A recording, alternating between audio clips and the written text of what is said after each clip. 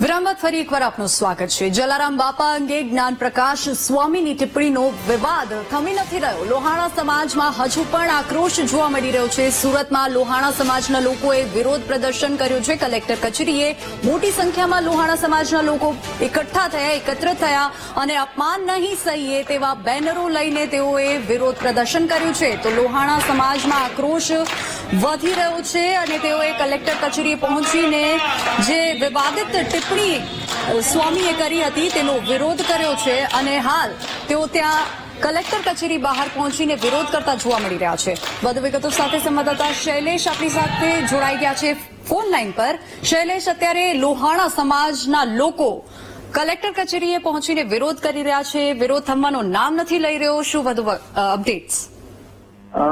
સુરત લોહાણા મહાજન સમાજ દ્વારા આ વિરોધ કરવામાં આવી રહ્યો છે। સૌથી મહત્વની બાબત એ છે કે સુરતના જ છે જ્ઞાન પ્રકાશ સ્વામી, જેણે જલારામ બાપા અંગે ટિપ્પણી કરી હતી અને સમગ્ર ગુજરાતને વિશ્વમાં લોહાણા સમાજનો રોષ ફાટી નીકળ્યો છે। સુરત લોહાણા મહાજન દ્વારા આજે બપોરના સમયે અહીંયા સુરત જિલ્લા કલેક્ટર કચેરી ખાતે એકત્રિત થયા હતા। કેટલાક જે યુવાનો છે એ બાઇક રેલી મારફતે અહીંયા કલેક્ટર કચેરી પહોંચ્યા હતા।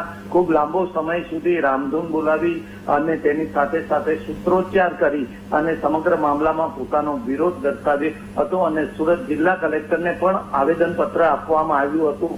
કોઈ પણ સંજોગોમાં જે જ્ઞાન પ્રકાશ સ્વામીએ જે માફી માંગી છે એ લોહાણા સમાજને મંજૂર ન હોવાનો સૂર પણ અહીંયા વ્યક્ત કરવામાં આવ્યો હતો। જી શૈલેષ, આભાર સમગ્ર માહિતી બદલ।